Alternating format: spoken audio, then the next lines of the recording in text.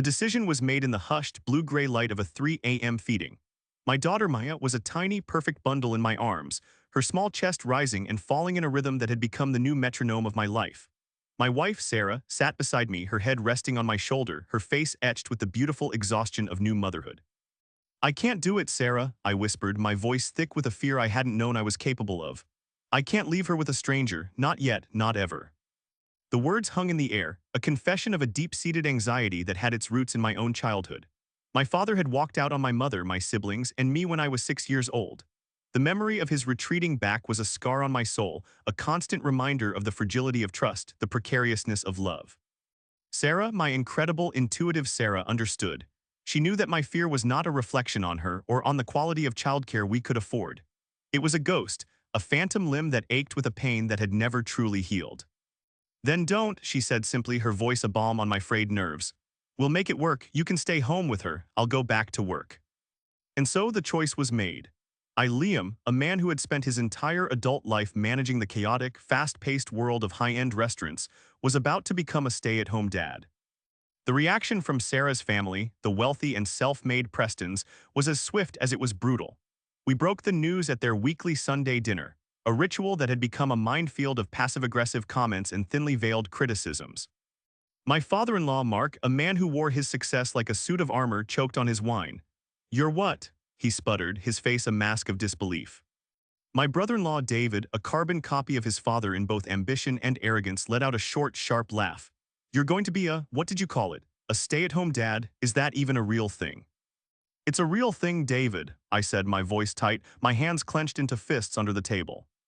"So you're just going to, change diapers and watch soap operas all day?" he sneered, his eyes gleaming with a malicious delight.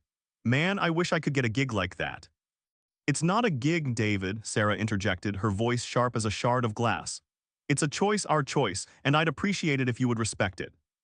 But respect was not in the Preston vocabulary. They saw my decision as a personal affront, a betrayal of the masculine ideal they held so dear. They called me Mr. Mom with a dripping condescension that made my skin crawl.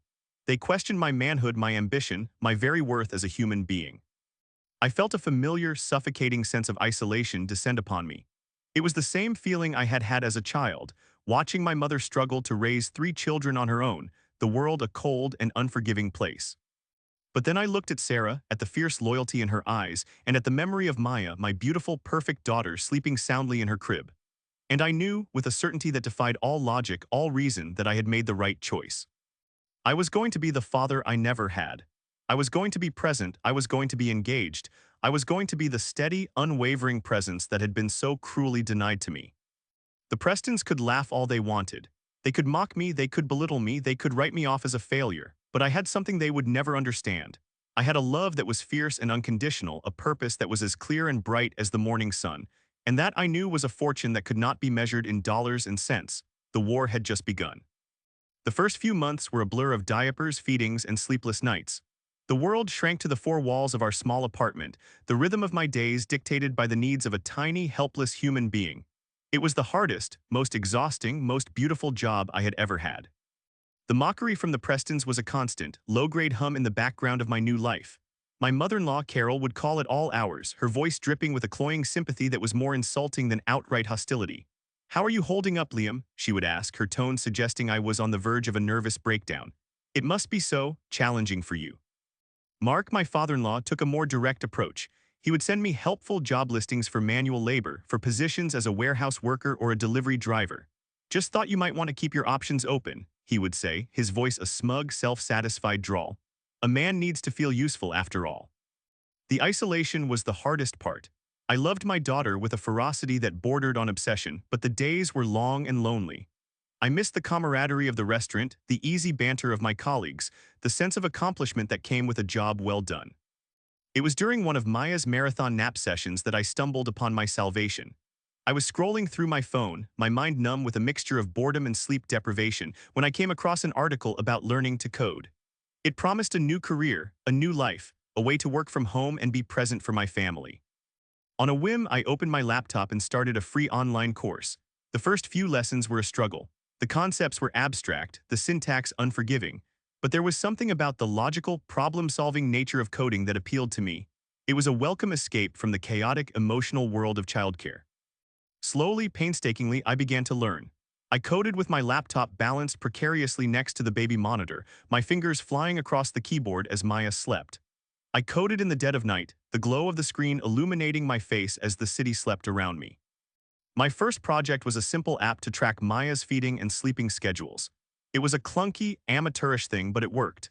And the feeling of creating something from nothing, of bringing an idea to life with nothing but my own ingenuity, was a revelation. Sarah was my rock, my unwavering champion. She would come home from a long day at the office and find me hunched over my laptop, my eyes red with exhaustion, and she would smile. "I'm so proud of you," she would say, her voice a warm, comforting embrace. "You're building a new future for us, one line of code at a time." The Prestons, of course, were less than impressed. At a family dinner, I made the mistake of mentioning my newfound passion. "Coding?" David sneered, a look of amused contempt on his face. "Isn't that for, nerds?" "It's the future, David," I said, my voice tight with a frustration I could no longer hide. "It's a skill that's in high demand. It's a way for me to provide for my family without having to sacrifice my time with my daughter." He laughed, a short, sharp bark of a laugh that set my teeth on edge. "Sure, sure," he said, his voice dripping with sarcasm. "Whatever you say, Mr. Mom, just don't forget to take out the trash on your way to your high-demand job."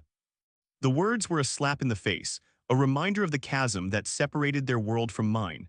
But as I looked at Sarah, at the fierce pride in her eyes, I knew that I was on the right path.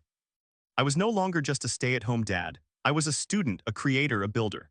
I was laying the foundation for a new life, a new identity, a new future.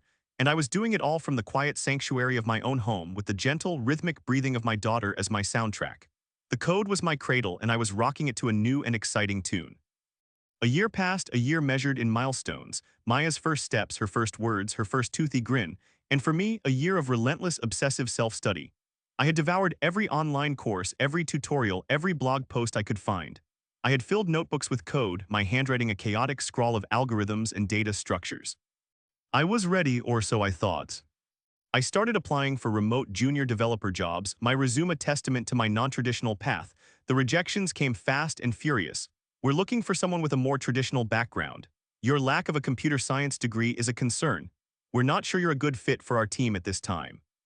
The Prestons, of course, reveled in my struggle. At Maya's first birthday party, a lavish affair hosted at their palatial home, David cornered me by the champagne fountain. "So how's the little computer hobby going, Liam?" he asked, his voice loud enough for everyone to hear. "Made your first million yet?" The guests tittered, their eyes flicking to me with a mixture of pity and amusement. I felt a hot flush of shame creep up my neck. I wanted to punch him to wipe that smug, self-satisfied smirk off his face. But I just smiled, a tight, brittle thing that didn't reach my eyes. "Not yet, David," I said, my voice a low, dangerous murmur. "But I'm working on it." The humiliation was a bitter pill to swallow, but I used it as fuel. I channeled my anger, my frustration, my shame into a white-hot determination.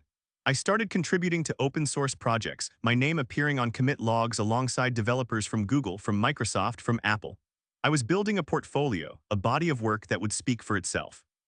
And then, one day, a breakthrough. A small, scrappy startup based in San Francisco offered me a remote contract job. The pay was abysmal, barely enough to cover our monthly grocery bill.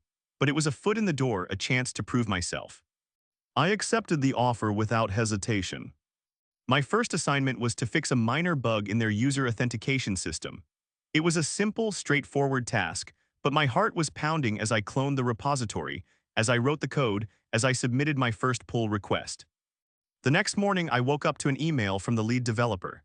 "Nice work, Liam," it read. "Clean, efficient code, welcome to the team."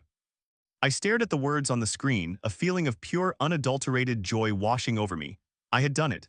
I had broken through. I was a professional software engineer. I walked into the living room where Sarah was playing with Maya. I knelt down and pulled them both into a tight embrace. "I got the job," I whispered, my voice thick with emotion. "I got the job." Sarah pulled back, her eyes shining with tears. "I knew you would," she said, her voice filled with a fierce, unwavering pride. "I always knew you would." That afternoon, I saw my first commit go live. My code, my creation, was now a part of a living, breathing product used by thousands of people around the world. The feeling of accomplishment was a heady, intoxicating thing, a feeling that rivaled the joy of hearing Maya's first words, of watching her take her first steps. I had a long way to go. I was still at the bottom of the ladder, a junior developer with a mountain to climb, but I had taken the first, most difficult step. I had proven to myself and to the world that I was more than just Mr. Mom. I was a builder, a creator, a problem solver, and I was just getting started.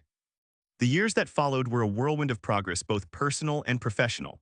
Maya, my beautiful, precocious daughter, was now in preschool, a whirlwind of energy and curiosity.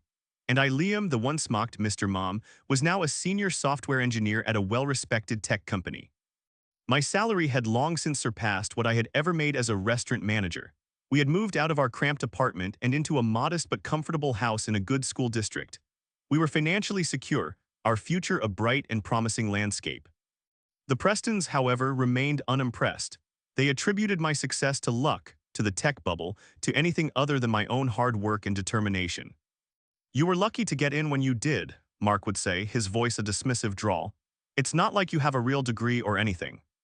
David, ever the charmer, was even more condescending. "It's easy to make money in a bull market," he would say, a smug smile on his face. "Let's see how you do when the bubble bursts." Their words still stung, but they no longer had the power to wound me. I had found a new sense of purpose, a new source of validation in my work. I had become a mentor to other aspiring developers, especially those from non-traditional backgrounds. I saw myself in them, in their hunger, in their drive, in their refusal to be defined by their circumstances. It was in my role as a mentor that I first identified the problem. The workflow management software my company used was a clunky, inefficient mess. It was a constant source of frustration for my team, a bottleneck that stifled creativity and collaboration. I had an idea for a better system, a system that was more intuitive, more collaborative, more secure. It was a seed of an idea, a tiny spark in the back of my mind, but it refused to be ignored. I started building a prototype in my spare time, the old fire from my early coding days reignited. I would work late into the night, long after Sarah and Maya had gone to bed, the house silent except for the gentle hum of my computer and the frantic clicking of my keyboard. The prototype, which I named Nexus Flow, was a labor of love. It was the culmination of everything I had learned, everything I had experienced, everything I had become. It was more than just a project, it was a vision, a blueprint for a new way of working. I poured my heart and soul into it, my passion for coding rekindled with a ferocity that surprised even me. I was no longer just a software engineer, I was an architect, a designer, a creator. I was building something that was truly my own, something that had the potential to change the way people worked, the way they collaborated, the way they created. The old feelings of inadequacy, of self-doubt, began to fade, replaced by a new and unfamiliar sense of confidence. I was no longer the man who had been abandoned by his father, the man who had been mocked by his in-laws, the man who had been written off as a failure. I was Liam, the creator of Nexus Flow, and I was about to change the world. I showed the prototype to a trusted colleague, a brilliant engineer named Ben, who had been my staunchest supporter since my early days at the company. He was blown away. "Liam," he said, his eyes wide with a mixture of awe and excitement, This is revolutionary." And so, in the quiet hum of a late-night coding session, a startup was born. We decided to co-found a company to take Nexus Flow to the world. The decision to quit my stable, high-paying job was terrifying. I was a husband, a father, a man with a mortgage and a car payment. But Sarah, my incredible, unwavering Sarah, saw the fire in my eyes, the passion in my voice, and she didn't hesitate. "Do it," she said, her voice a quiet affirmation that was all the encouragement I needed. "We'll make it work, we always do." The Prestons, as expected, were apoplectic. Mark called me, his voice a furious roar. "You're doing what?" he bellowed. "Are you out of your mind? You finally had a real job, a real career, and you're throwing it all away for another pipe dream." "It's not a pipe dream, Mark," I said, my voice calm and steady. "It's a calculated risk. It's an opportunity to build something of my own." "It's the most irresponsible thing I've ever heard," he retorted, his voice dripping with a venomous contempt. "You're gambling with your family's future, with my daughter's future, with my granddaughter's future. And for what? For your own selfish ego." The words were a dagger to the heart, but I refused to let them pierce my resolve. I knew what I was doing. I believed in Nexus Flow. I believed in myself. We secured our first round of seed funding, a small but significant victory that validated our vision. We rented a tiny office, hired a handful of brilliant, passionate engineers, and set to work. The first few months were a blur of long days and sleepless nights. We were a small, scrappy team, fueled by caffeine and a shared belief in what we were building. We were the underdogs, the Davids to the Goliaths of the tech industry. And then a breakthrough. We landed our first enterprise-level client, a major player in the financial services industry. It was a game changer, a validation of everything we had been working for. I'll never forget the night we signed the contract. Ben and I sat in our small, cluttered office, the city lights twinkling outside our window, and we raised a toast with a bottle of cheap champagne. To Nexus Flow, I said, my voice thick with emotion. To the crazy ones, the misfits, the rebels, the troublemakers. To the ones who see things differently, Ben replied, a wide grin on his face. We were no longer just a startup, we were a contender, we were a force to be reckoned with, and we were just getting started. The blueprint for a new life had been drawn, and we were about to build it, one line of code at a time. The next few years were a blur of exponential growth. NexusFlow, the little startup born from a late-night coding session, had become a disruptive force in the industry. We were the darlings of the tech press, the company that was changing the way people worked. And then the offer came. A tech giant, the kind of company that David Preston worshipped, the kind of company that was a household name, wanted to acquire us.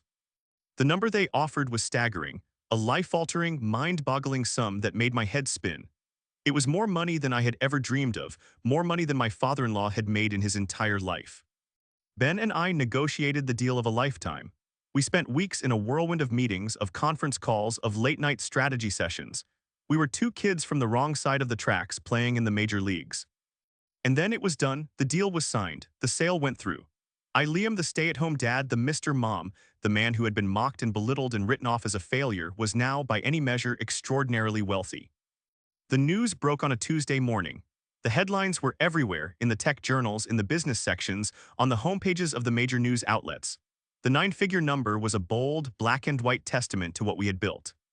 The Prestons were stunned into silence. They saw the headlines, they read the articles, they heard the whispers. The world they had known, the world where they were the winners and I was the loser, had been turned upside down. My phone rang, it was Mark. His voice was stilted, awkward, a pale imitation of its usual booming confidence. Liam, he said, his voice a hoarse whisper. I saw the news, congratulations. Thank you, Mark, I said, my voice calm and steady. There was a long, uncomfortable silence. I could hear the gears turning in his head, the frantic recalculations, the dawning realization that the power dynamic between us had irrevocably, seismically shifted. I always knew you had it in you, he stammered, the lie so transparent it was almost laughable. Did you, Mark? I asked, my voice a quiet challenge. Did you really? He didn't answer, he couldn't. The silence was his confession, his admission of guilt, his surrender. The exit was more than just a financial windfall. It was a validation, a vindication, a final, definitive answer to all the years of mockery, of doubt, of disrespect. I had won, but the victory was not in the money, not in the fame, not in the grudging respect of my in-laws. The victory was in the journey, in the struggle, in the quiet, unwavering belief in myself. I had built a company, a fortune, a new life from nothing but an idea and a relentless determination to succeed.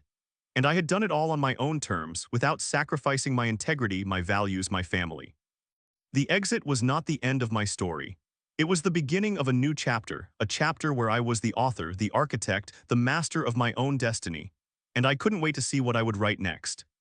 A year after the exit, life was different, but I was not. We had a new son, Leo, a beautiful, happy baby who filled our home with a new kind of joy. I was still a devoted, hands-on father, my days a happy chaos of school runs and bedtime stories. We hadn't bought a fleet of supercars or a sprawling, ostentatious mansion. We lived in a beautiful but not extravagant home, a place where our children could run and play and be themselves. I had established a foundation to help underprivileged youth learn to code, a way to pay forward the gift that had so profoundly changed my own life. And I had set up a charitable trust for my children, a legacy of giving that I hoped would shape their values as they grew. The final scene of my long, strange journey played out at a family barbecue at our new house. The Prestons were there, walking on eggshells, their once sharp edges softened by a fawning, uncomfortable respect. David, my once arrogant brother-in-law, cornered me by the grill, his eyes gleaming with a desperate, sycophantic light. Liam, he said, his voice a low, conspiratorial whisper. I have this brilliant idea for an app. It's going to be huge. I was thinking with your connections, your expertise. I listened politely, a ghost of a smile on my face. But I was no longer interested in his approval, in his validation, in his pathetic attempts to ride my coattails. My focus was on my children, on Maya, my beautiful, brilliant daughter, laughing as I pushed her on the swing, on Leo, my sweet, chubby-cheeked son, gurgling happily in Sarah's arms. I looked at my happy, thriving family, the life I had built from scratch, fueled by love and a quiet, unwavering determination. I had broken the cycle of my own fatherless childhood. I had become the father I had always dreamed of being. That more than the money, more than the success, more than the grudging respect of my in-laws, was my true fortune. I had everything I had ever wanted, and their validation was not part of the equation. The laughter of my children was the only applause I would ever need. The love in my wife's eyes was the only validation I would ever seek. The quiet satisfaction of a life well lived, of a promise kept, of a legacy of love and integrity was the only fortune I would ever truly possess. The boy who had been abandoned by his father had become the man who would never abandon his own. And in that, I had found a richness that was beyond measure, a wealth that was as infinite as the stars in the sky. I was home. I was whole. I was free.